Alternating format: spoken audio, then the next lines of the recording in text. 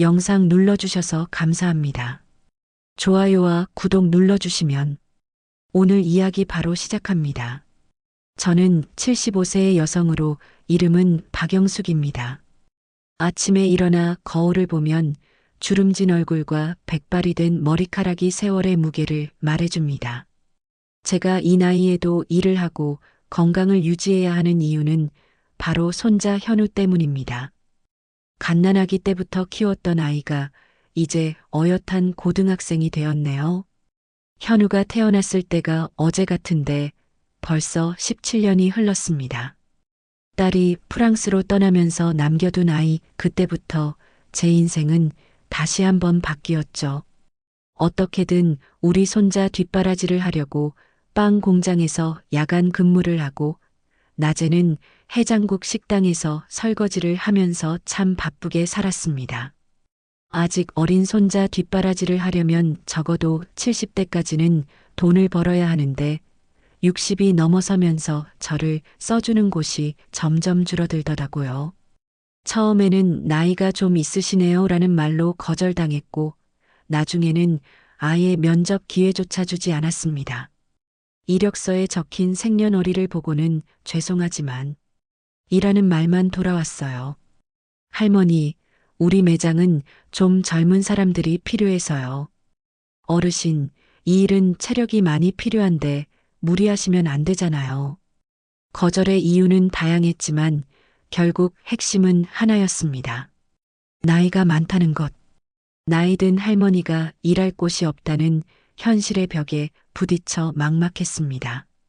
내가 쓸모없는 사람이 된 건가 하는 자괴감이 밀려왔어요. 그러던 제게 한 줄기 빛이 찾아왔어요. 취업에 쓸 주민등록 등본을 떼러 주민센터를 찾아갔을 때였습니다. 등본 한 통 떼주세요. 네, 잠시만 기다려주세요. 창구에 앉아서 직원이 서류를 떼는 동안 기다리면서 권태로움의 옆에 있는 리플렛 꽂이를 무심히 바라봤습니다. 여러 가지 안내 책자들이 꽂혀 있었어요. 세금 안내, 복지 혜택, 건강검진. 별로 관심 가는 내용이 없었습니다. 그런데 그중 하나를 집어 펼쳐본 순간 거기에 쓰인 문구가 제 눈을 사로잡았어요. 시니어 일자리 지원 취업 프로젝트. 큰 글씨로 쓰인 제목 아래에는 60세 이상 어르신들의 새로운 시작을 응원합니다라는 문구가 있었습니다. 혹시나 하는 마음이었지만 이런 프로그램이 정말 있다면 제게는 마지막 기회일 수도 있었으니까요. 저기 직원분. 네, 무슨 일이세요? 이거 나이 든 사람들에게 취업을 도와준다는 건가요? 저는 떨리는 손으로 리플렛을 들어 보였습니다. 직원은 밝은 미소를 지으며 고개를 끄덕였어요. 아, 그거요? 네, 맞아요. 정부에서 60세 이상 시니어들에게 직업 교육을 무료로 시켜주고 취업까지 연결시켜주는 프로그램이에요. 요즘 되게 인기 많아요. 이런 좋은 제도가 있다니 몰랐네요. 이거 어떻게 신청하는 거예요? 제 목소리에는 간절함이 묻어났습니다. 거기 책자에 쓰여 있는 전화번호로 문의하시면 자세히 설명해 줄 거예요. 선생님도 지원해 보시려고요? 네, 나이가 많으니까 어디 써주는 데가 없더라고요. 전 아직 건강하고 일할 수 있는데 사회가 절 쓸모없는 할머니로 만드네요. 그 말을 하는 제 목소리가 떨렸습니다. 억울하고 답답한 마음이 복받쳐 올랐거든요. 선생님, 이 프로그램이 바로 그런 분들을 위한 거예요. 나이는 숫자에 불과하다는 걸 증명하는 좋은 기회가 될 거예요. 꼭 도전해 보세요. 선생님, 친절하게 설명해 주셔서 정말 감사합니다. 저는 리플렛을 꼭 쥐고 주민센터를 나왔습니다. 오랜만에 가슴이 두근거렸어요. 혹시 모르잖아요. 이게 제 인생의 전환점이 될 수도 있으니까요. 집에 돌아오자마자 저는 바로 전화를 걸었습니다. 벨소리가 몇 번 울린 후 상담원이 전화를 받았습니다. 네, 시니어 일자리 지원센터입니다. 저기요. 리플렛 보고 전화드렸는데요. 75세도 신청할 수 있나요? 물론이죠. 연령 제한은 없으시고요. 건강하게 일할 수 있으시면 누구나 가능합니다. 상담원은 친절하게 신청 방법과 절차를 설명해 주었습니다. 온라인 신청도 가능하지만 직접 방문해서 상담을 받는 게 더 좋다고 했어요. 저는 다음날 바로 센터를 방문했습니다. 상담을 받고 서류를 제출한 후 저는 3개월간의 직업 교육을 받게 되었습니다. 여러 과정 중에 저는 조리 보조 교육을 선택했어요. 사실 요리는 제게 특별한 의미가 있는 분야였습니다. 오래전에 포기했던 그 일을 다시 시작한다는 게 묘한 기분이었어요. 교육 첫날 강의실에 들어섰을 때의 긴장감을 잊을 수가 없습니다. 저희 반에는 60대부터 80대까지 10명이 있었는데 교육은 석 달 동안 진행되었습니다. 처음에는 낯선 조리 용어들과 복잡한 레시피에 당황했지만 시간이 지나면서 점차 익숙해졌어요. 이상하게도 칼을 잡고 재료를 손질할 때면 몸이 저절로 움직였습니다. 마치 오래전 기억이 되살아나는 것 같았어요. 강사는 제 솜씨를 보고 놀라워했습니다. 박영숙님, 전에 요리 일하신 적 있으세요? 손놀림이 보통이 아닌데요? 아, 옛날에 잠깐. 오래된 일이라 잘 기억이 안 나네요. 저는 얼버무렸습니다. 그 시절 이야기는 꺼내고 싶지 않았거든요. 무사히 과정을 잘 이수하고 드디어 기다리던 취업을 앞두게 되었습니다. 수료식 날 담당 선생님이 각자의 배치 장소를 발표했어요. 이예숙님은 대학교 구내식당으로 가시게 되실 거고요. 김성수님은 요양원 식당입니다. 한 명씩 호명이 되고 배치 장소가 발표될 때마다 제 심장은 빠르게 뛰었습니다. 드디어 제 차례가 되었어요. 박영숙님 능력이 좋으셔서 강남에 있는 미슐랭 레스토랑 그룹 본사 구내식당으로 추천드렸어요. 네, 미슐랭 레스토랑 그룹이요? 저는 깜짝 놀라 되물었습니다. 감히 상상도 못한 곳이었거든요. 네, 감사합니다. 저 정말 열심히 일할게요. 며칠 후 저는 강남에 있는 라메종 레스토랑 그룹 본사 건물 내 구내식당에 첫 출근을 하게 되었습니다. 고층 빌딩 앞에 섰을 때 다리가 떨렸어요. 이곳에서 제가 잘할 수 있을까? 나이 많은 할머니를 무시하지는 않을까? 온갖 걱정이 머릿속을 스쳐 지나갔습니다. 엘리베이터를 타고 구내식당이 있는 층으로 올라갔습니다. 문을 열고 들어서니 넓은 주방과 식당이 보였어요. 주방장은 40대 초반의 남성으로 깔끔하게 빗어넘긴 머리와 하얀 셰프복이 인상적이었습니다. 하지만 그의 첫마디는 차가웠습니다. 할머니가 새로 오신 분이시군요. 박영숙 씨 맞죠? 네, 맞습니다. 잘 부탁드립니다. 저는 공손하게 인사했지만 주방장의 표정은 별로 좋아 보이지 않았습니다. 할머니, 나이 많은 거 광고하고 다닐 일 있어요? 적어도 주방에서 일할 거면 외모에 신경 좀 써야 되는 거 아니에요? 그는 저를 머리부터 발끝까지 훑어보며 인상을 찌푸렸습니다. 염색을 얼마나 안 했는지 머리는 거의 백발이고 옷은 시장에서 파는 10,000원도 안 되는 그런 싸구려에다가 진짜 기본이 안 되어 있네요. 죄송합니다. 평소 차림인데 좀 더 신경 쓰겠습니다. 저는 얼굴이 화끈거렸지만 참았습니다. 일자리가 절실했으니까요. 출근하면 먼저 홀 청소부터 하시면 돼요. 저희 식당 메뉴가 좀 많은 편이라 레시피 익히려면 며칠 걸릴 거예요. 오늘 하루만 제가 가르쳐 줄 거고 그 이후부터는 알아서 하셔야 되니까 정신 똑바로 차리고 배우세요. 알겠죠? 네, 알겠습니다. 이렇게 저의 새로운 인생이 시작되었습니다. 75세의 나이에 다시 요리를 하게 될 줄은 꿈에도 몰랐습니다. 그렇게 저의 새로운 도전이 시작되었습니다. 첫 출근을 마치고 퇴근하는 길은 무척 힘들었습니다. 버스 손잡이를 잡고 서 있는 것조차 힘에 겨웠지만 집에 가면 현우가 기다리고 있다는 생각에 힘을 냈습니다. 집에 도착해 현관문을 열자 익숙한 냄새가 코를 찔렀습니다. 뭔가 타는 듯한 냄새. 아니, 정확히는 요리하는 냄새였어요. 저는 급히 신발을 벗고 안으로 들어갔습니다. 현우야, 할머니 왔어. 대답이 없었습니다. 주방을 살펴보니 싱크대에는 설거지가 되지 않은 그릇들이 쌓여 있었고 가스레인지 위에는 프라이팬이 놓여 있었어요. 저는 손자 방으로 향했습니다. 똑똑. 현우야, 들어가도 돼? 잠깐만요. 방 안에서 뭔가 부산스러운 소리가 들렸습니다. 서랍을 닫는 소리, 뭔가를 치우는 소리. 저는 더 이상 참지 못하고 문을 벌컥 열었습니다. 할머니 오셨어요?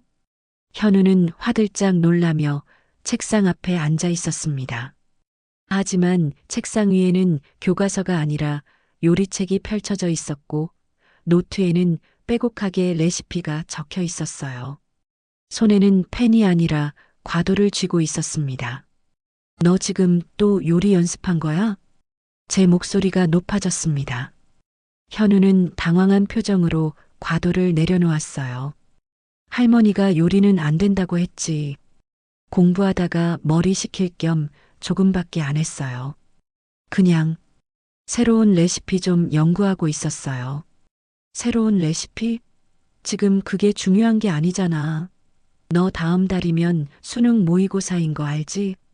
저는 손자의 책상 위에 놓인 요리책들을 보며 한숨을 쉬었습니다. 프랑스 요리의 기초, 현대 한식의 재해석, 미슐랭 스타 셰프의 비법. 이런 책들이 수북이 쌓여 있었어요. 내가 이 요리책들을 어디 갖다 버리든지 해야지. 지금 대입이 코앞인데 공부는 안 하고 내가 제정신이야? 저는 책상 위에 요리책들을 집어들려고 했습니다. 그 순간 현우가 제 손을 붙잡았어요.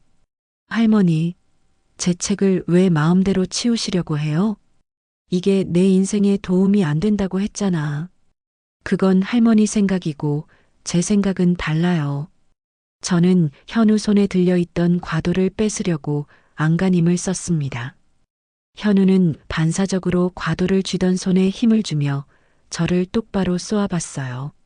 할머니, 제 칼을 어떻게 하시려고 해요? 이러면 저 진짜 가만 안 있어요. 다시는 손대지 마세요.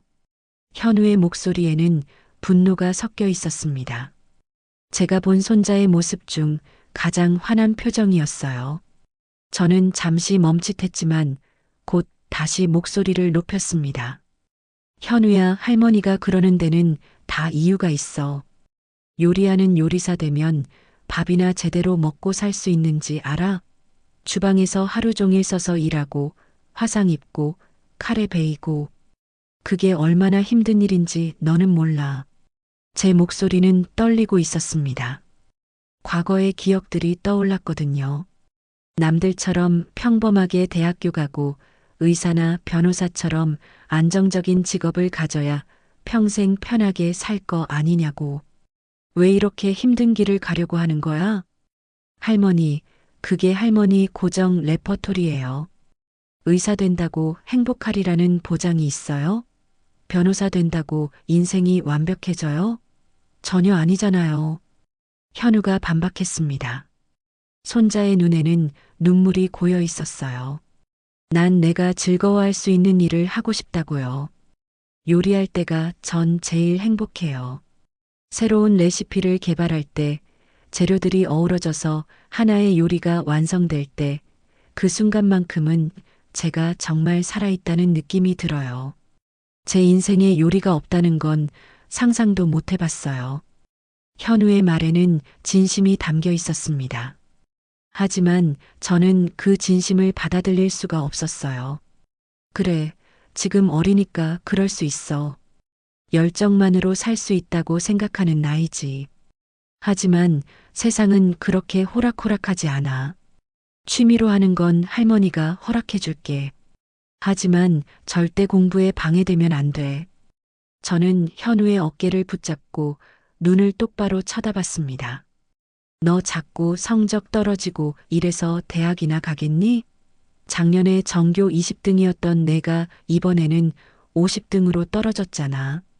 이러다가 대학도 못 가면 어쩌려고? 대학을 꼭 가야 하나요? 요즘은 능력만 있으면 충분히 성공할 수 있는 시대라고요. 유명한 셰프들 중에도 대학 안 나온 사람 많아요. 이래서 할머니와 세대 차이 난다는 거란다. 너는 세상을 너무 모르는 거야. 대학은 선택이 아니라 필수야. 대학 학벌이 없으면 사회에서 제대로 대접받지 못해. 저희 둘의 대화는 평행선을 달렸습니다. 현우는 고개를 돌려 창밖을 바라봤어요. 저는 한숨을 크게 쉬고 방을 나왔습니다. 거실 소파에 앉아 생각에 잠겼습니다. 손자는 초등학교, 중학교까지 전교 1등을 놓치지 않는 모범생이었습니다. 선생님들은 서울대도 충분히 갈 수 있다고 했었죠. 그런데 고등학교 1학년 때 학교 축제에서 요리 동아리 활동을 하면서부터 모든 게 변했습니다. 처음에는 단순한 관심이려니 했어요. 하지만 시간이 갈수록 현우는 요리에 완전히 빠져들었습니다. 방학 때는 요리 학원을 다니고 주말에는 유명 레스토랑을 찾아다니며 요리를 연구했어요. 공부할 시간에 요리책을 보고 학원 가는 시간에 식재료 시장에 갔습니다. 당연히 성적은 떨어졌고 성격도 반항적으로 변했습니다. 예전에는 제 말을 잘 듣던 순한 아이였는데 이제는 대들고 자기 주장을 강하게 펼쳤어요. 공부 대신 요리에 빠져서는 아예 셰프가 되겠다고 하니 제 심정이 어떻겠어요. 거기다가 얼마 전에는 대학도 안 가겠다고 선언했습니다. 요리 전문학교나 다니다가 바로 현장에 뛰어들고 싶다고 했어요. 제 속이 말이 아니었습니다. 요리. 그 단어만 들어도 제 가슴은 아팠습니다. 요리 때문에 제 인생이 망가졌고 딸도 잃었거든요. 그런데 이제 손자마저 같은 길을 가려고 하다니 절대 안 됩니다. 절대로요. 저는 집안에 있는 요리 관련 물건들을 모두 치웠습니다. 요리책은 물론이고 손자가 아끼던 칼 세트도 높은 찬장 위에 올려놨어요. 텔레비전에서 요리 프로그램이 나오면 채널을 돌렸고 요리 대회 같은 건 절대 볼 수 없게 했습니다. 하지만 손자의 의지는 굳건했습니다. 제가 집에서 요리를 못하게 하니까 밖에서 하고 다니는 게 분명했어요. 이제 고3이라 제 조바심은 더 크게 타올랐습니다. 며칠 후 담임 선생님에게서 전화가 왔습니다. 할머니, 현우 요즘 학교에서도 요리 얘기만 해요. 수업 시간에도 집중을 못하고 쉬는 시간이면 요리책을 보고 있어요. 진학 상담을 했는데 대학 안 가고 요리 전문학교 가겠다고 하더라고요. 할머니가 좀 말려주셔야 할 것 같아요. 선생님, 죄송합니다. 제가 단단히 타일러 보겠습니다. 전화를 끊고 저는 한참을 멍하니 앉아 있었습니다. 어떻게 해야 할까요? 손자의 꿈을 꺾어야 할까요? 아니면 지켜봐야 할까요? 사춘기고 예민한 시기라 조심해야지 하면서도 요리 얘기만 나오면 저도 모르게 감정이 폭발했습니다. 그럴 때마다 현우와의 관계는 더 멀어졌어요.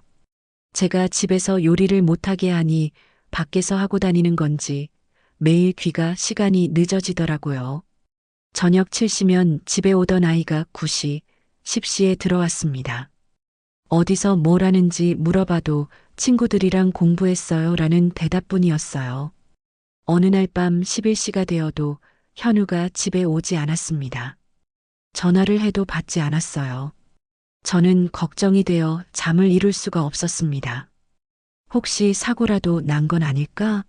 나쁜 친구들과 어울리는 건 아닐까? 결국 저는 외투를 걸치고 밖으로 나갔습니다. 밤 공기는 차가웠고 골목길은 어두웠어요. 가로등도 제대로 없는 길을 걸으며 손자를 찾았습니다. 골목길을 한참 걸어가자 저 멀리 손자의 뒷모습이 보였습니다. 현우는 천천히 걸어오고 있었어요. 혼자서 고개를 숙인 채로 이제야 안심이 되면서 안도의 한숨을 쉬었습니다. 현우야. 제가 부르자 현우가 깜짝 놀라며 고개를 들었습니다. 할머니, 왜 여기 나오셨어요? 왜 이렇게 늦었어? 전화도 안 받고. 밥은 먹었니? 먹었어요. 뭐하러 밖에 나오셨어요? 여기 가로등도 없고 위험한데. 현우의 목소리에는 걱정이 섞여 있었습니다. 저를 걱정하는 목소리였어요. 너야말로 이렇게 밤늦게 다니지 마. 할머니가 얼마나 걱정했는지 알아? 죄송해요, 할머니. 그런데 현우가 가방에서 뭔가를 꺼냈습니다. 편의점 봉지였어요. 이거 오다가 편의점에서 샀어요. 할머니 호떡 좋아하시잖아요. 따끈따끈할 때 드세요. 뭐 이런 것까지 사왔어. 너 먹고 싶은 거나 사 먹지. 저는 호떡 봉지를 받아들며 코끝이 찡해졌습니다. 현우는 봉지를 무심하게 툭 건네고는 쑥스러운지 고개를 푹 숙였어요. 어릴 때부터 철이 들어 저를 먼저 걱정하고 챙겨주는 참 살가운 손자였습니다. 아기였을 때부터 지금까지 현우는 항상 저를 생각해 주었어요. 제가 아플 때는 약을 챙겨주고 제가 힘들 때는 어깨를 주물러 주었습니다. 둘은 요리 빼고는 아무 문제가 없는 너무나 사이가 좋은 사이였어요. 그게 더 마음이 아팠습니다. 요리만 아니었으면 우리는 완벽한 관계였을 텐데. 할머니, 집에 들어가요. 그날 밤 저는 침대에 누워서도 잠을 이룰 수 없었습니다. 따뜻한 호떡을 먹으며 생각했어요. 내가 너무 심한 걸까? 손자의 꿈을 짓밟는 나쁜 할머니인 걸까? 하지만 곧 고개를 저었습니다. 아니야. 난 현우를 사랑하기 때문에 이러는 거야. 현우가 나처럼 내 딸처럼 요리 때문에 고생하는 걸 절대 볼 수 없어. 절대로.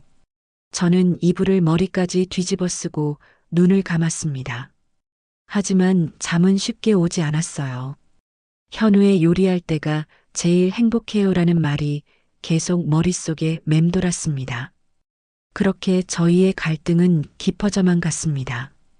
현우와의 갈등이 깊어지면서 저는 직장 생활에도 집중할 수 없었습니다.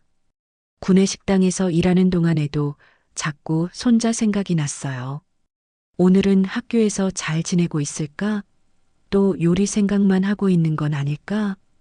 그러던 어느 날 오후 손님이 뜸한 시간이었습니다. 저는 주방에서 국을 끓이고 있었는데 갑자기 핸드폰이 울렸어요. 화면을 보니 현우 담임 선생님이었습니다. 여보세요? 할머니, 저 현우 담임 선생님인데요. 오늘 진로 상담을 했는데요. 선생님의 목소리가 심각했습니다. 저는 가슴이 철렁 내려앉았어요. 현우가 대학을 완전히 포기했다고 합니다. 요리 전문 학교도 안 가고 바로 레스토랑에 취직해서 현장 경험을 쌓겠다고 하더라고요. 할머니, 이러면 안 되잖아요. 현우 성적이면 충분히 좋은 대학 갈 수 있는데. 네, 그게 무슨 말씀이세요? 제 손이 떨렸습니다. 들고 있던 국자를 놓칠 뻔했어요. 할머니가 좀 단단히 말씀하셔야 할 것 같아요. 요즘 현우가 학교에서도 다른 생각만 하는 게 보여요. 수업 시간에도 멍하니 있고 시험 성적도 계속 떨어지고 있어요. 선생님, 정말 죄송합니다. 제가 잘 타일러 보겠습니다. 전화를 끊고 나서 저는 멍하니 서 있었습니다. 나랑 상의 하나 없이 대학을 포기한다니. 화가 나서 일손이 제대로 잡히지 않았습니다. 할머니, 지금 뭐 하는 거예요? 국이 넘치잖아요.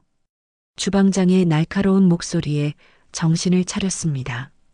냄비에서 국물이 넘쳐 흘러 가스레인지가 지저분해져 있었어요. 아, 뭐라고요? 아, 죄송합니다. 저는 황급히 불을 줄이고 흘러넘친 국물을 닦아냈습니다. 국 끓이면서 무슨 딴 생각을 하는 거예요? 이게 몇 번째예요? 아유, 불안해서 안 되겠네.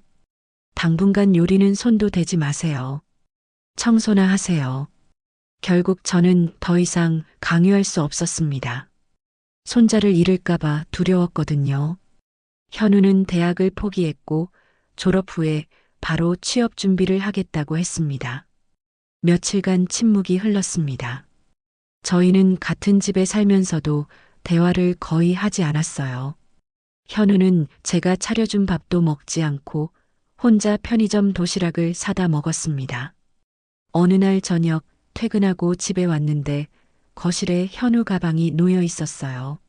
학교 갔다 온 모양이었습니다. 그런데 현우 방 문틈으로 여러 사람의 목소리가 들렸습니다. 친구들을 데려왔나? 저는 주방으로 가서 과일과 샌드위치를 준비했습니다. 모처럼 친구들을 데려왔는데 간식이라도 차려주고 싶었어요.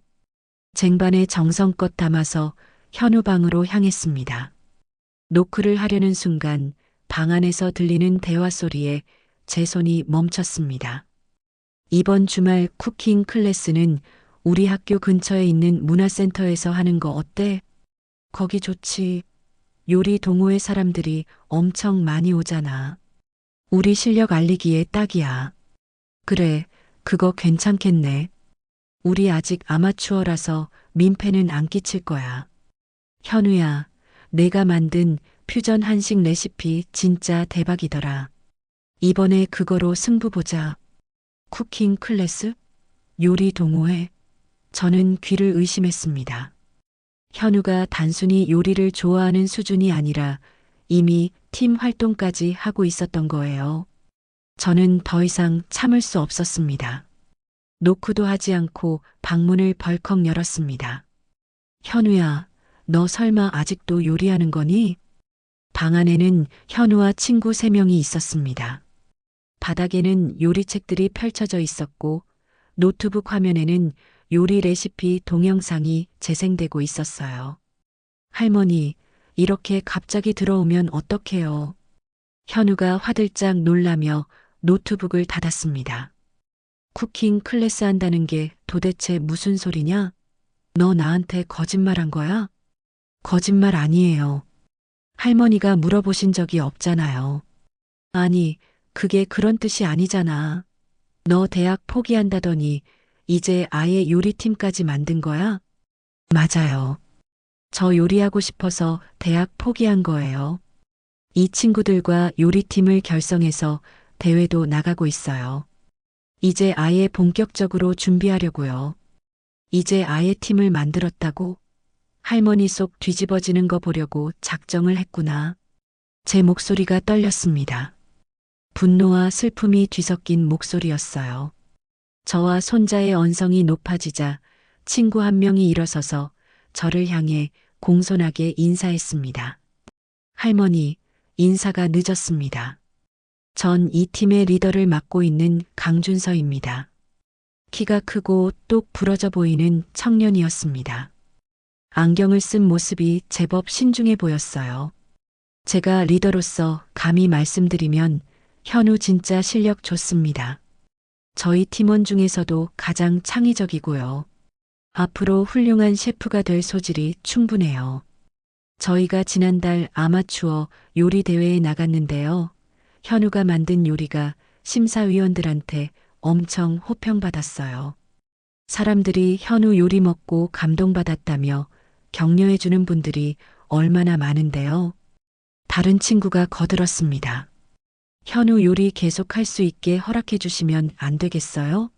현우한테 요리는 그냥 취미가 아니에요. 진짜 재능이에요. 아이들의 눈빛은 진지했습니다.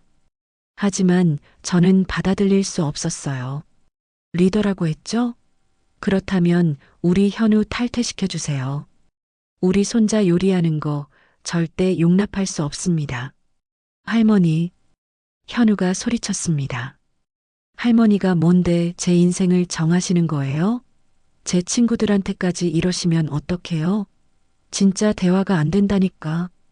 현우는 친구들을 돌아보며 말했습니다. 얘들아, 미안해. 오늘은 이만 가자. 나중에 연락할게. 친구들은 어색하게 인사를 하고 집을 나갔습니다. 저는 그들의 뒷모습을 보며 한숨을 쉬었어요. 현우야, 할머니 말 좀 들어봐. 요리는 정말 됐어요. 할머니랑은 더 이상 대화하고 싶지 않아요. 현우는 그렇게 말하고 방문을 쾅 닫아버렸습니다. 그날 이후로 현우는 완전히 저를 피했습니다. 제가 차려준 밥상엔 입도 안 대고 저와 최대한 마주치지 않으려고 밤늦게 들어와서 아침 일찍 나갔어요. 주말에도 집에 거의 없었습니다. 저는 빈 식탁을 보며 눈물을 흘렸습니다. 손자를 위해서 하는 일인데 왜 이렇게 힘들까요? 제가 잘못하고 있는 걸까요? 어느 날 밤 잠을 이루지 못하고 있는데 현우 방에서 빛이 새어나왔습니다. 저는 조용히 다가가 문틈으로 안을 들여다봤어요. 현우는 책상 앞에 앉아 요리책을 보고 있었습니다. 노트에 뭔가를 열심히 적고 있었어요. 손자의 옆 얼굴에는 진지함이 가득했습니다. 저렇게까지 좋아하는구나. 제 가슴이 먹먹해졌습니다. 저도 한때는 저랬었죠. 요리에 푹 빠져서 밤을 새우며 레시피를 연구하던 시절이 있었어요. 사실을 말하자면 저는 젊은 시절 유명한 한식당의 주방장이었습니다. 20대 후반에 궁중 요리를 배워 각종 요리 대회에서 수상하며 차세대 한식 셰프로 주목받았죠. 신문에도 나고 텔레비전에도 출연했었어요. 전 촉망받는 셰프였어요. 서울의 유명 호텔에서 헤드 셰프 제안도 받았었죠. 하지만 30대 초반 남편을 교통사고로 잃으면서 모든 게 바뀌었습니다. 홀로 딸 수진이를 키우면서 주방 일을 계속하기가 너무 힘들었어요. 엄마, 오늘도 안 와? 5살 수진이가 어린이집 선생님에게 했던 말이 지금도 귓가에 맴돕니다. 주방장은 주말도 없고 명절도 없었어요. 다른 사람들이 쉬는 날 더 바빴죠. 딸의 생일에도 입학식에도 아플 때도 저는 주방에 있어야 했습니다. 결국 저는 주방장 자리를 그만뒀습니다. 딸을 선택한 거였어요. 그 후로는 작은 식당과 요리 학원에서 강사로 일하며 근근히 살았습니다. 딸 수진이가 고등학생이 되었을 때였습니다. 어느 날 딸이 제게 말했어요. 엄마, 나도 셰프가 되고 싶어. 그 말을 듣는 순간 제 심장이 멎는 것 같았습니다. 안 돼. 절대 안 돼. 저는 강하게 반대했습니다. 주방이 얼마나 고된 곳인지, 여자가 살아남기 얼마나 힘든 곳인지 너무나 잘 알았으니까요. 엄마도 셰프였잖아. 왜 나는 안 돼? 내가 그래서 하지 말라는 거야. 엄마처럼 고생하지 마. 하지만 딸의 의지는 꺾이지 않았습니다. 저희는 매일 싸웠어요. 딸은 점점 저를 멀리했고 저는 더 강하게 막았습니다. 그러던 어느 날 딸이 남자친구와 함께 프랑스로 떠났습니다. 요리 유학을 간다며 편지 한 장만 남기고요. 엄마, 미안해요. 하지만 난 내 꿈을 포기할 수 없어요. 프랑스에서 딸은 아기를 낳았습니다. 그게 바로 현우였어요. 하지만 남자친구와는 헤어졌고 딸은 혼자 아기를 키울 수 없다며 현우만 한국으로 보냈습니다. 엄마, 미안해요. 내가 셰프로 성공할 때까지만 현우 좀 부탁해요. 갓난아기 현우를 안고 있던 그날이 제 인생에서 가장 슬펐던 날이었습니다. 결국 요리 때문에 딸을 잃은 거였으니까요. 그때부터 저는 요리를 완전히 그만뒀습니다. 칼도 잡지 않았고 요리책도 모두 버렸어요. 요리 때문에 제 인생이 망가졌고 딸도 잃었다고 생각했으니까요. 그래서 손자가 요리를 한다는 것이 너무나 두려웠던 겁니다. 또다시 요리 때문에 사랑하는 사람을 잃을까봐. 미안해, 현우야. 할머니도 힘들어. 저는 조용히 제 방으로 돌아와 베개에 얼굴을 묻고 울었습니다. 오랜만에 흐르는 눈물이었어요. 현우와의 갈등이 깊어질수록 저는 직장 생활에서도 실수가 잦아졌습니다. 주방장은 저를 볼 때마다 한숨을 쉬었고 다른 직원들도 저를 부담스러워하는 게 느껴졌어요. 박 할머니, 이번 주 주말에는 쉬세요. 일손이 부족하지 않으니까 괜찮아요. 주방장의 말은 친절했지만 저는 알 수 있었습니다. 저를 조금씩 배제하고 있다는 걸요. 나이 든 직원에게 일을 못 맡기겠다는 뜻이었죠. 그러던 어느 날 구내식당에 유난히 손님이 많았습니다. 레스토랑 그룹 본사에서 큰 회의가 있었던 모양이었어요. 10명이 넘는 사람들이 한꺼번에 몰려들었습니다. 빨리빨리 움직이세요. 손님들 기다리시잖아요. 주방장이 다급하게 소리쳤습니다. 저는 설거지를 하고 테이블을 치우고 바닥을 닦느라 정신이 하나도 없었어요. 허리는 끊어질 듯 아팠지만 쉴 수가 없었습니다. 땀을 뻘뻘 흘리며 청소를 하고 있는데 어디선가 익숙한 목소리가 들렸습니다. 그러니까 제 말은요, 이번 프로젝트는 그 목소리, 현우의 목소리였어요. 제가 잘못 들었나 싶어 고개를 들었는데 현관 쪽 테이블에 정말로 현우가 앉아 있었습니다. 현우는 깔끔한 정장을 입고 있었어요. 옆에는 50대쯤 돼 보이는 남자가 앉아 있었습니다. 그 남자도 정장 차림이었고 손에는 서류 뭉치를 들고 있었어요. 순간 제 머릿속이 하얘졌습니다. 현우가 왜 여기 있지? 저 사람은 누구지? 현우가 고개를 돌리다 저와 눈이 마주쳤습니다. 손자의 얼굴이 굳어지는 게 보였어요. 저희 둘은 너무 놀라서 몇 초간 얼어붙은 채 서로를 바라봤습니다. 현우 씨, 왜 그래요? 어디 불편하세요? 정장 입은 남자가 현우를 걱정스럽게 쳐다봤습니다. 제 쪽을 힐끗 보더니 곧 고개를 돌렸어요. 아, 아니에요, 대표님. 현우는 제가 청소하는 모습이 부끄러웠던지 모른 척했습니다. 백발의 낡은 작업복을 입고 걸레질하는 할머니가 자기 할머니라는 걸 인정하기 싫었던 거겠죠. 제 가슴이 철렁 내려앉았습니다. 하지만 어쩔 수 없었어요. 저도 현우 앞에서 이런 모습을 보이고 싶지 않았으니까요. 그래서 저도 아는 척을 하지 않았습니다. 저는 어떻게든 손자 눈에 띄지 않으려고 그쪽 테이블을 피했습니다. 다른 구역으로 가서 청소를 하고 주방 안으로 들어가 설거지에 집중했어요. 하지만 하필 이때 주방장이 이 상황을 더 곤란하게 만들었습니다. 박 할머니, 저쪽 테이블 좀 닦아요. 손님들 식사 다 하셨잖아요.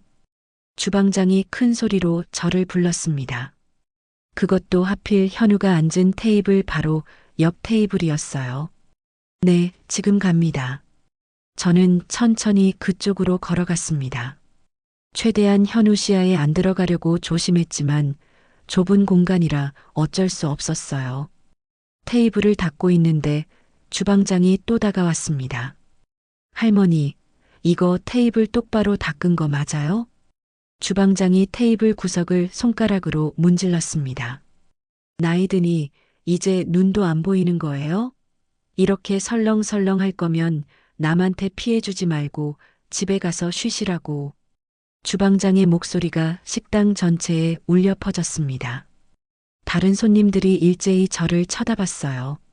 내가 그렇게 옷차림에 신경 쓰라고 했는데 이 후줄근한 앞치마는 뭐예요? 빨아입기는 하세요? 어찌나 큰 소리로 말하던지 현우도 완전히 들었을 겁니다. 저는 고개를 들 수가 없었어요. 얼굴이 화끈거렸습니다. 죄송합니다. 다시 닦겠습니다. 저는 떨리는 손으로 행주를 들고 테이블을 다시 닦았습니다. 눈물이 날 것 같았지만 참았어요. 주방장이 돌아서고 나서 살짝 고개를 들었는데 현우가 저를 바라보고 있었습니다. 손자의 표정은 복잡했어요. 당황스러움, 부끄러움, 그리고 미안함? 현우는 곧 인상을 찌푸리며 자리에서 일어났습니다. 대표님, 죄송한데 오늘은 이만 가봐야 할 것 같아요. 갑자기 약속이 생각나서. 아, 그래요? 알겠어요. 그럼 내일 다시 연락하죠. 현우는 서둘러 정장 남자와 함께 식당을 나갔습니다. 저를 한 번도 쳐다보지 않고요. 저는 그 자리에 멍하니 서 있었습니다. 손자가 저를 부끄러워했어요. 당연한 일이었죠. 누가 백발의 초라한 작업복 입은 할머니를 자랑스러워 하겠어요? 퇴근 시간이 되어 집으로 돌아오는 길, 저는 버스 창밖만 멍하니 바라봤습니다. 현우가 왜 그 건물에 있었을까? 대표라고 불렀던 그 사람은 누구지? 정장까지 입고 집에 도착했을 때 현우는 이미 와 있었습니다. 방에서 불빛이 새어 나왔어요. 저는 용기를 내어 현우 방문을 두드렸습니다. 현우야, 잠깐 나와봐. 할머니가 물어볼 게 있어. 잠시 침묵이 흘렀습니다. 그리고 문이 열렸어요. 현우는 이미 편한 옷으로 갈아입은 상태였습니다. 할머니, 현우야, 낮에 그 건물엔 무슨 일로 온 거야? 그 사람은 누구고? 저는 최대한 차분하게 물었습니다. 현우는 잠시 망설이더니 입을 열었습니다.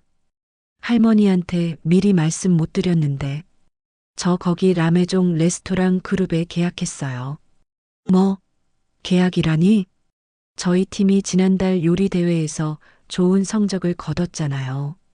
그걸 본 그룹 담당자가 저희를 찾아왔어요. 신인 발굴 프로그램이 있는데 저희 팀을 선발하고 싶다고 했어요. 현우의 목소리에는 흥분이 섞여 있었습니다. 친구들과 요리 대회에 계속 나가고 있는데 어느 날 그룹 관계자가 우연히 저희 요리를 보고 엄청 좋았다며 먼저 계약 제안을 하더라고요. 저희야 너무 좋죠. 이름도 없는 아마추어를 라메종 같은 대기업에서 알아봐 준 거잖아요. 천금 같은 기회를 놓칠 수 없었어요. 오늘이 첫 출근 날이었어요.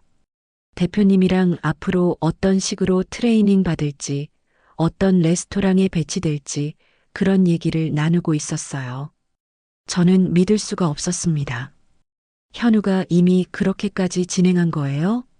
아니, 그런 중대한 일을 내게 한마디 상의도 없이 너 혼자 결정할 수 있어? 요즘 이상한 회사도 많다던데 계약서는 제대로 확인했어? 어쩌려고 그렇게 겁없이 계약을 했어? 할머니, 저 어린애 아니에요. 제 인생 스스로 결정할 수 있다고요. 현우의 목소리가 날카로워졌습니다.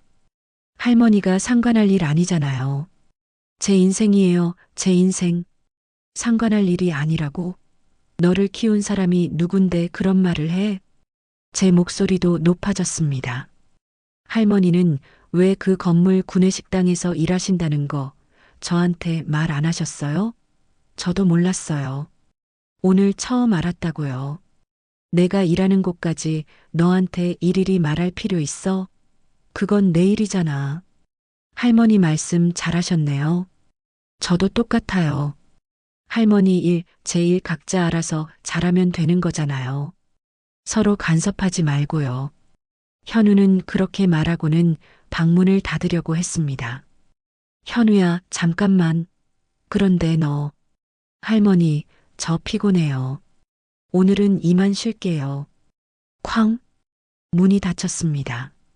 저는 닫힌 문 앞에 멍하니 서 있었어요. 그날 밤 저는 잠을 거의 이루지 못했습니다. 손자가 레스토랑 그룹에 들어갔다고? 그것도 제가 일하는 바로 그 회사에.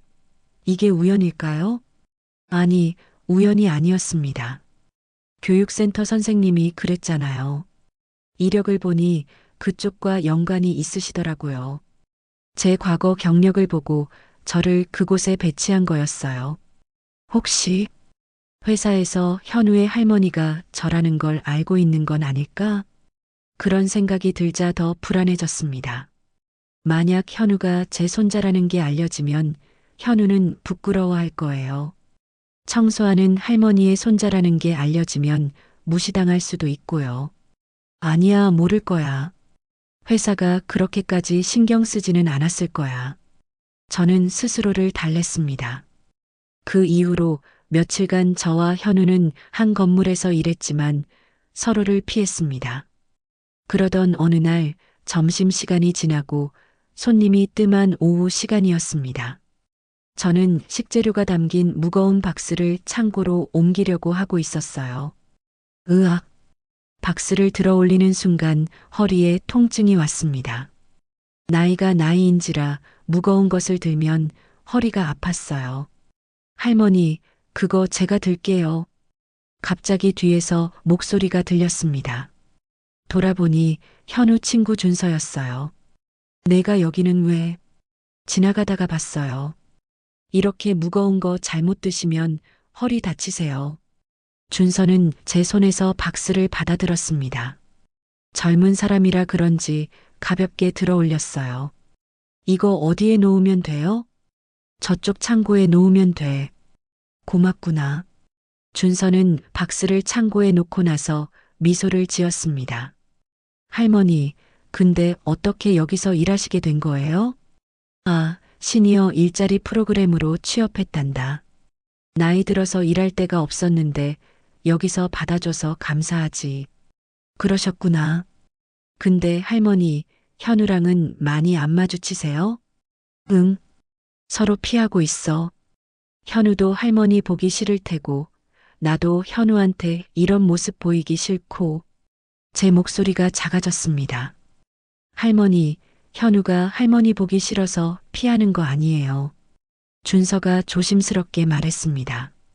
현우 말로는 할머니가 자기 때문에 창피해 하실까봐 일부러 안 보이려고 한대요. 그리고 자기가 할머니를 모른 척한 거 엄청 후회하고 있어요. 그날 이후로 계속 자책하고 있거든요. 정말? 네. 현우가 할머니 진짜 사랑해요. 그냥 표현을 잘 못할 뿐이에요. 준서의 말에 제 눈가가 뜨거워졌습니다. 준서야, 고맙다. 내가 우리 현우 옆에 있어서 할머니가 그나마 안심이 되는구나. 할머니, 현우 힘들어하면 언제든지 연락드릴게요. 그리고 할머니도 힘드시면 저한테 연락하세요. 제가 도와드릴게요. 그래, 고맙다. 준서는 밝게 웃으며 손을 흔들고 갔습니다. 저는 그 자리에 한참 서 있었어요.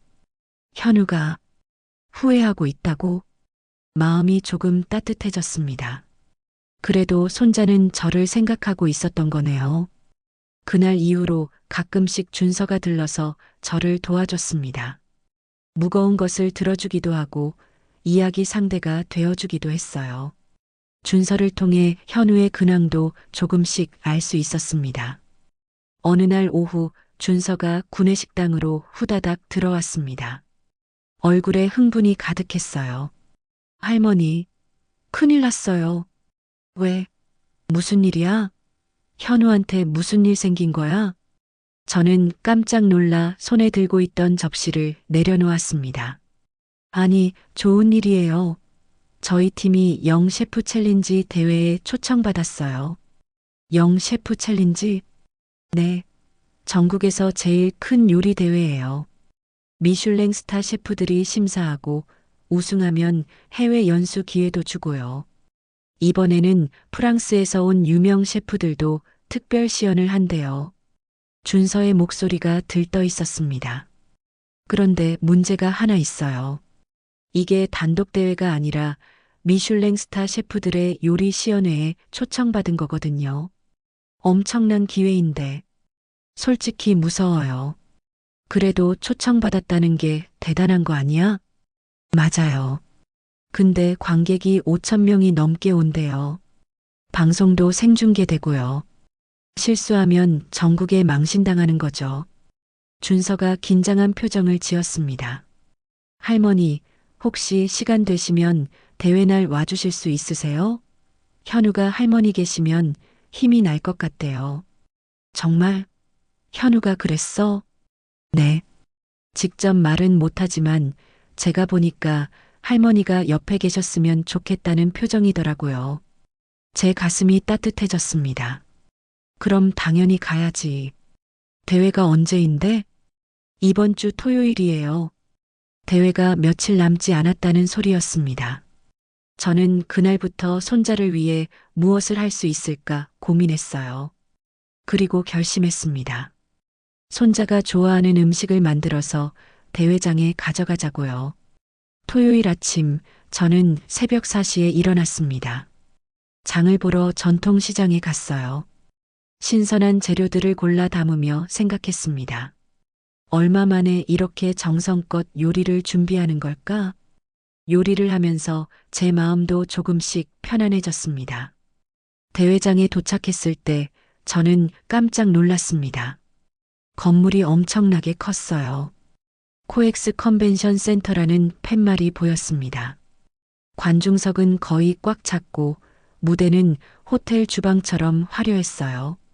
대기실을 찾아가니 현우와 팀원들이 긴장한 얼굴로 앉아 있었습니다. 할머니, 현우가 저를 보고 반갑게 일어났습니다. 오랜만에 보는 밝은 표정이었어요. 너희 왔구나. 많이 긴장되지? 네. 떨려 죽겠어요. 간단하게 먹을 수 있게 김밥하고 잡채, 과일 좀 싸왔어. 긴장하면 배고프잖아. 와, 감사합니다. 이거 준비하느라 할머니 고생하셨겠다. 팀원들이 고마워하며 음식을 받았습니다. 그래도 할머니가 옆에 계시니 덜 떨리네요. 준서가 미소 지으며 말했습니다. 대기실 모니터로 대회장의 주방 무대가 실시간으로 보였습니다. 지금은 유명 셰프들의 시연이 진행되고 있었어요. 프랑스에서 온 셰프 마르탱이 화려한 기술로 요리를 만들고 있었습니다. 저분이 미슐랭 3스타 셰프예요. 신의 손이라고 불리죠. 저런 분과 같은 무대에 선다니 믿기지 않아요. 시간이 흘러 드디어 현우 팀 차례가 다가왔습니다. 팀 이름은 미래의 맛이었어요. 현우가 메인 셰프를 맡았고 준서는 소스를 담당했습니다. 그런데 갑자기 팀원 중 한 명인 이지호가 안색이 안 좋아 보였습니다. 지호야, 괜찮아? 배가 좀. 지호는 얼굴이 창백해지더니 갑자기 배를 부여잡고 쓰러졌습니다. 지호야, 119 불러요. 대기실이 순식간에 아수라장이 되었습니다. 지호는 식은땀을 뻘뻘 흘리며 고통스러워했어요. 환자분 상태가 심각합니다. 빨리 병원으로 가셔야겠어요. 구급대원이 도착해 지호를 들것에 실었습니다. 지호야, 힘내. 우리가 금방 갈게. 저희는 구급차를 따라 병원으로 갔습니다. 응급실에서 의사 선생님이 진단을 내렸어요. 급성 식중독이네요. 뭔가 상한 음식을 드신 것 같은데 입원 치료가 필요합니다. 선생님, 오늘 대회가 있는데 정말 안 되나요? 준서가 급하게 물었지만 의사는 고개를 저었습니다. 지금 상태로는 절대 안 됩니다. 최소 3일은 입원하셔야 해요. 저희는 다시 대회장으로 돌아왔습니다. 차 안은 침묵으로 가득했어요. 메인 셰프가 없는데 어떻게 대회를 해? 지호가 핵심인데. 다른 사람을 급하게 구할 수는 없을까? 불가능해. 우리 레시피는 지호만 완벽하게 소화할 수 있어. 다른 사람이 하면 맛이 완전히 달라져. 대기실로 돌아오자 행사 담당자가 기다리고 있었습니다. 미래의 맛팀 준비 잘 되고 있죠? 저 실장님, 문제가 생겼습니다. 준서가 떨리는 목소리로 상황을 설명했습니다. 뭐라고요? 메인 셰프가 병원에 입원했다고요? 담당자의 얼굴이 굳어졌습니다. 지금 대회 시작 30분 전인데 어쩔 거예요? 이거 완전히 펑크 내려고요? 죄송합니다. 정말 갑작스러운 사고라. 갑작스러운 사고? 그게 변명이 돼요? 이게 어떤 대회인데? 담당자의 목소리가 점점 높아졌습니다. 그때 기획팀장까지 들어왔어요. 지금 무슨 상황이에요? 대회가 코앞인데 메인 셰프가 없다는 게 말이 됩니까? 정말 죄송합니다. 저희도 어쩔 수 없는 상황이, 어쩔 수 없는 상황? 당신들 같은 초짜 팀들 대회에 서게 해줬으면 적어도 사고는 치지 말아야죠. 팀장의 목소리는 협박에 가까웠습니다. 이 대회에 들어간 돈이 얼마인 줄 알아요? 수억이에요. 미슐랭 셰프들 모시는 데만 얼마가 들어갔는데 이거 잘못되면 우리도 가만 안 있어요. 손해배상 청구할 테니까 각오하세요. 대표님, 제발 한 번만 봐주세요. 한 번만 봐달라고? 지금 5천 명 관객이 기다리고 있는데? 방송 생중계되는데? 아이들의 얼굴이 창백해졌습니다. 현우는 고개를 떨구고 있었어요. 이대로 대회를 포기하면 계약도 취소될 거고 꿈도 끝나는 거였습니다. 저는 그 모습을 보며 가슴이 찢어지는 것 같았습니다. 팀장과 담당자는 물을 마시러 정수기 쪽으로 갔어요. 준서야, 어떡하지? 정말 끝난 거야? 대체 인원을 구할 수도 없고 이러다 배상까지 해야 하면 아이들이 절망에 빠져 있을 때 저는 결심했습니다. 현우야. 네, 할머니. 얘기 들어보니까 요리할 사람이 급하게 필요한 것 같은데 저는 심호흡을 했습니다. 내가 요리해 볼까? 순간 대기실이 조용해졌습니다. 모두가 저를 쳐다봤어요. 할머니, 뭐라고 하셨어요? 내가 메인 요리를 하겠다는 거야. 할머니, 요리가 뭔지나 알고 그런 소리 하시는 거예요? 현우가 당황한 표정으로 말했습니다.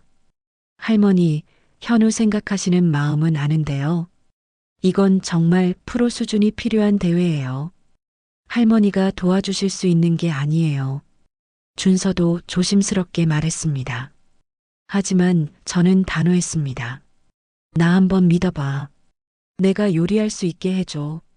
할머니, 설마.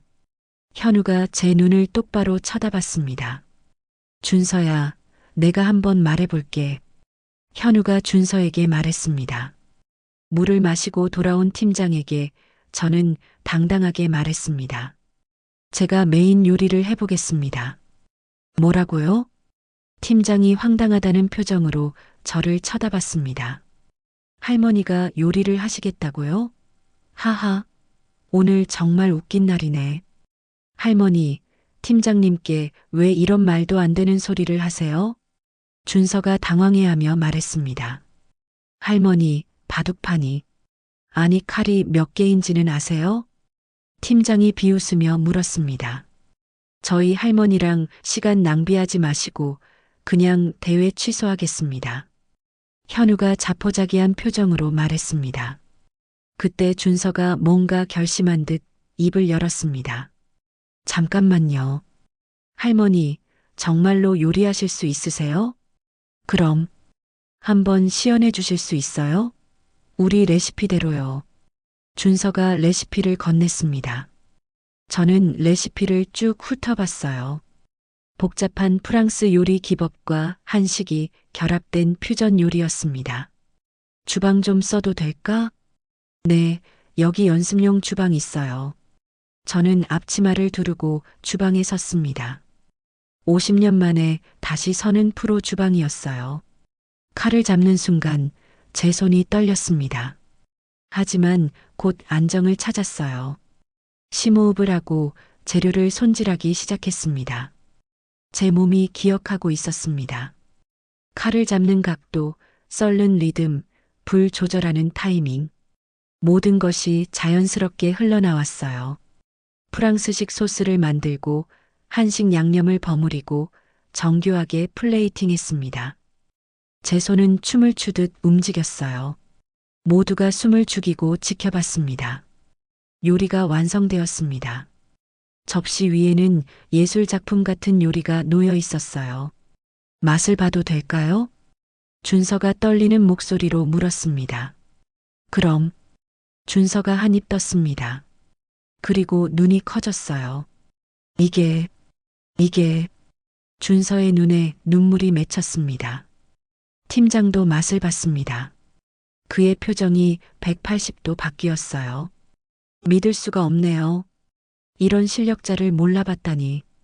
할머니, 현우가 저를 바라봤습니다. 눈에는 놀라움과 존경, 그리고 미안함이 섞여 있었어요. 할머니, 이렇게 요리 잘하시면서 왜 저한테 한마디도 안 하셨어요?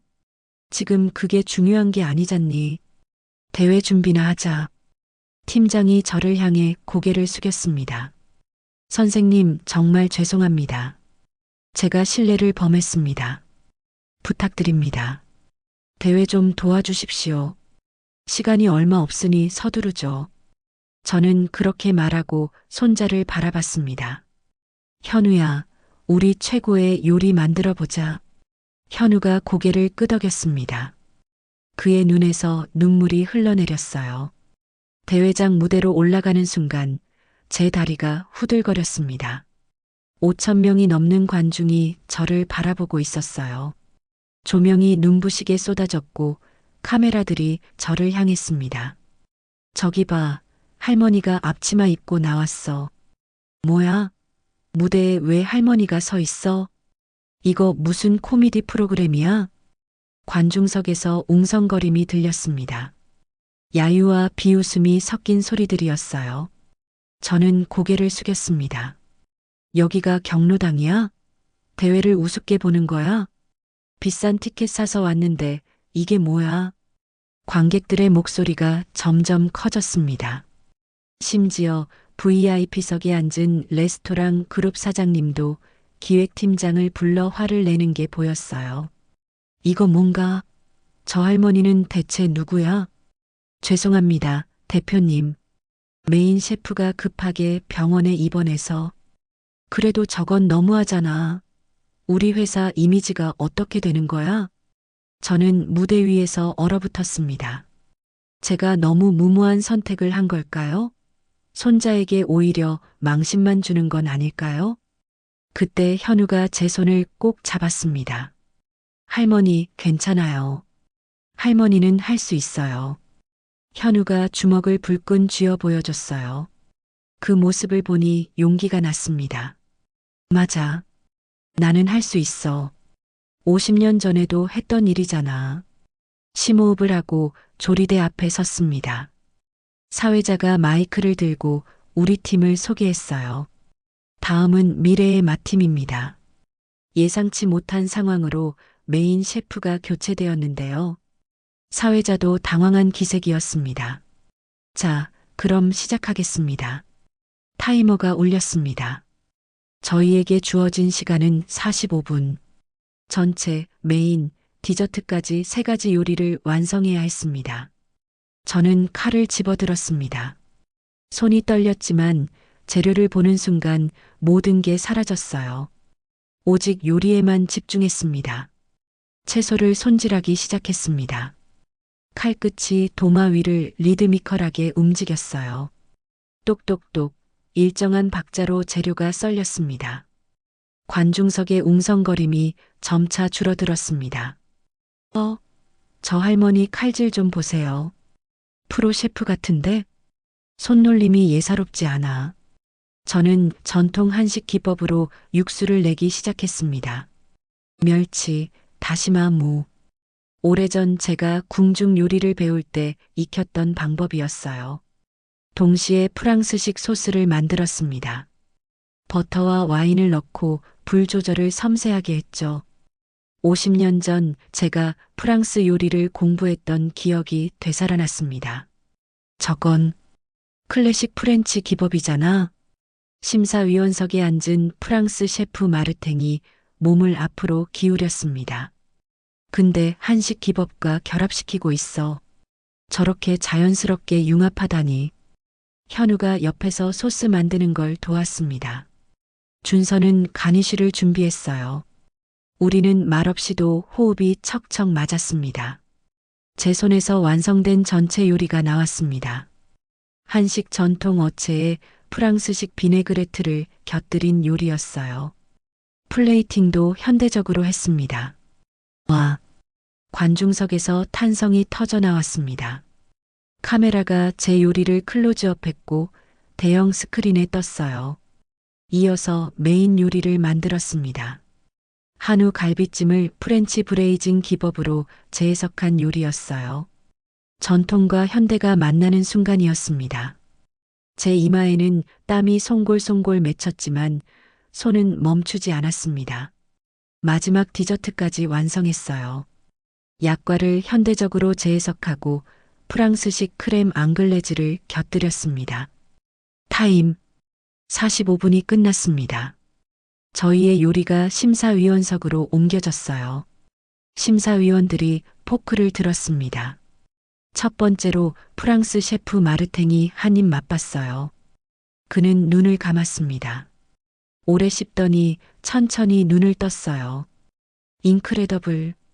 이건 그의 눈에 눈물이 맺혔습니다. 50년 된 와인 같은 깊이가 있습니다. 이 요리에는 단순한 기술이 아니라 인생이 담겨 있어요. 한 입 한 입에서 시간과 사랑이 느껴집니다. 다른 심사위원들도 고개를 끄덕였습니다. 전통을 존중하면서도 현대적으로 재해석한 게 놀랍습니다.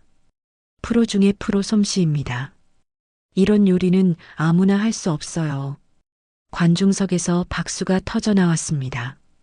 처음에 야유는 온데간데없고 기립박수가 이어졌어요. 앵콜, 앵콜. 사람들이 소리쳤습니다. 사회자가 저에게 다가왔어요.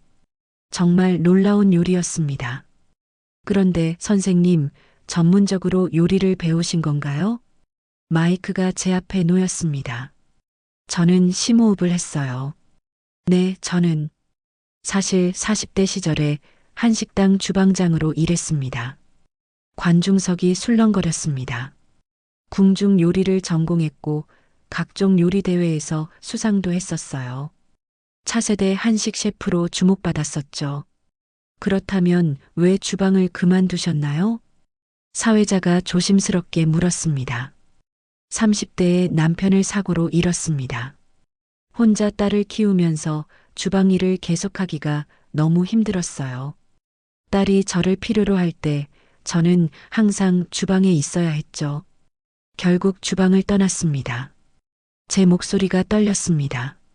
작은 식당과 요리 학원에서 일하며 근근히 살았어요. 그런데 딸이 고등학생이 되었을 때 자기도 셰프가 되고 싶다고 했습니다. 저는 반대했어요. 제가 겪은 고통을 딸에게 물려주고 싶지 않았으니까요. 관중석이 조용해졌습니다. 모두가 제 이야기에 집중했어요. 하지만 딸의 의지는 강했습니다.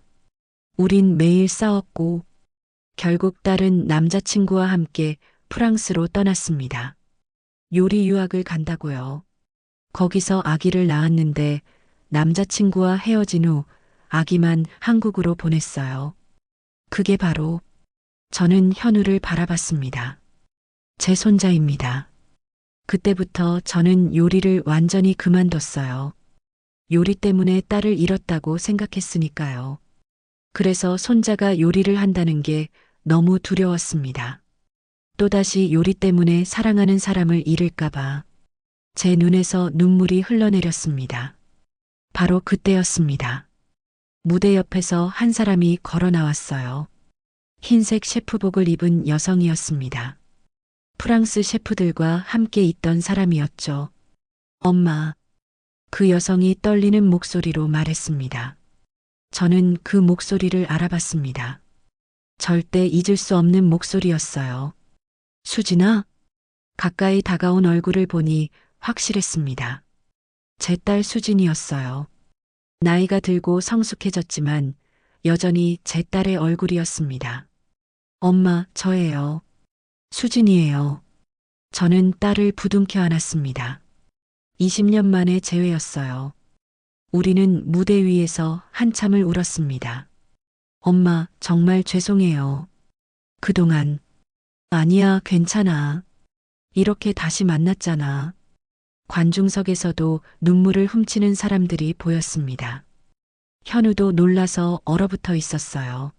엄마, 수진이가 현우에게 다가갔습니다. 현우야, 미안해. 엄마가 정말 미안해.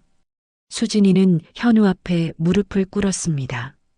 엄마 자격도 없어. 너를 버리고 프랑스로 갔잖아. 하지만 한 번만 용서해 줄래? 현우의 눈에서도 눈물이 흘렀습니다. 현우와 수진이가 포옹했습니다. 세 사람이 무대 위에서 부둥켜 안고 울었습니다. 사회자가 눈물을 훔치며 마이크를 들었습니다. 정말 감동적인 순간입니다. 여러분, 이건 단순한 요리 대회가 아닙니다. 이건 가족의 재회입니다. 관중석에서 박수가 터져 나왔습니다. 기립박수였어요. 수진이가 마이크를 들었습니다. 저는 파리의 미슐랭 3스타 레스토랑 라리미에르의 수셰프 박수진입니다. 요리사로는 성공했지만 엄마로서는 실격이었어요. 꿈을 위해 어머니와 아들을 버렸으니까요. 수진이의 목소리가 떨렸습니다. 프랑스에서 제 스승님이 저를 양딸로 받아주셨고 모든 지원을 해주셔서 지금의 제가 있습니다. 하지만 항상 빈자리가 있었어요. 그 빈자리를 오늘 채웠습니다. 저는 딸의 손을 꼭 잡았습니다. 수진아, 이렇게 건강하게 살아있어줘서 고마워. 그것만으로도 충분해. 엄마, 우리 세 사람은 다시 한번 포옹했습니다. 그리고 자연스럽게 합동 요리 시연이 시작되었습니다. 저의 전통 한식, 딸의 프렌치 기법, 손자의 현대적 감각이 하나로 어우러졌어요. 이건 요리가 아니라 가족의 사랑이에요. 심사위원 한 명이 감탄했습니다. 요리가 완성되었고 관객들은 다시 기립박수를 보냈습니다. 대회가 끝나고 저는 딸을 집으로 데려왔습니다. 엄마가 해주던 된장찌개 생각 많이 났어요. 그걸 기억하고 있었구나. 저는 정성껏 밥상을 차렸습니다. 된장찌개, 감자볶음, 잡채, 갈비찜. 이 맛이에요, 엄마. 제가 그렇게 그리워하던 맛. 엄마, 앞으로는 계속 한국에 있을 거예요. 서울에 레스토랑을 열려고요. 정말? 네. 엄마의 한식과 제 프렌치, 그리고 현우의 아이디어를 합쳐서 새로운 레스토랑을 만들고 싶어요. 현우가 말했습니다. 이름은 3대로 하면 어때요? 할머니, 엄마, 저 3대가 함께 만드는 레스토랑이요. 좋은 생각이야. 그날 밤 우리는 오래오래 이야기를 나눴습니다. 지난 20년간의 공백을 채우듯이요. 3개월 후 강남의 3대 레스토랑이 문을 열었습니다. 저는 총괄 셰프, 수진이는 헤드 셰프, 현우는 수셰프를 맡았어요. 오픈 첫날부터 예약이 폭주했습니다. 대회 이후 저희 이야기가 전국에 알려졌거든요. 75세 할머니가 미슐랭 3스타 셰프 딸, 손자와 함께 레스토랑 오픈, 신문 일면을 장식했습니다. 6개월 후 우리는 미슐랭 1스타를 받았습니다. 1년 후에는 2스타로 승격되었어요. 시상식 날 우리 세 사람은 무대에서 트로피를 함께 들어 올렸습니다. 이 상은 꿈을 포기하지 않는 모든 분들에게 바칩니다. 현우가 소리쳤습니다. 그날 밤 집으로 돌아와 우리는 소파에 나란히 앉았습니다. 엄마, 행복해요? 그럼 이 할머니 인생에서 지금이 제일 행복해. 저도요. 드디어 빈자리가 채워진 것 같아요. 저는 딸과 손자를 꼭 껴안았습니다. 다음 날 새벽 저는 평소처럼 레스토랑으로 향했습니다. 주방 문을 여는 순간 익숙한 향기가 저를 맞이했어요. 칼을 들고 재료를 손질하기 시작했습니다. 요리가 나에게서 가족을 빼앗아갔다고 생각했지만 결국 요리가 우리를 다시 하나로 만들어 주었구나. 문이 열리며 딸과 손자가 들어왔습니다. 엄마, 또 혼자 먼저 오셨네요. 그냥 주방이 좋아서. 저희도 그래요. 이 주방이, 우리 셋이 함께 있는 이 공간이 세상에서 제일 좋아요. 우리는 각자의 자리에서 오늘의 요리를 준비하기 시작했습니다. 그렇게 우리 가족의 새로운 하루가 시작되었습니다. 75세 할머니 셰프의 기적 같은 이야기는 아직 끝나지 않았습니다. 아니, 이제 시작입니다. 3년 후 3대는 마침내 미슐랭 3스타를 받았습니다. 78세의 저는 세계 최고령 미슐랭 3스타 셰프가 되었어요. 나이는 숫자에 불과합니다.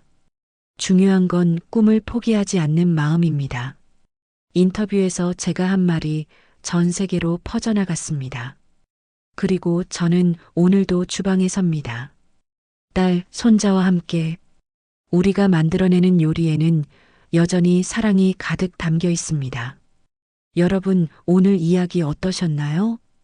여러분의 생각을 댓글에 달아주세요.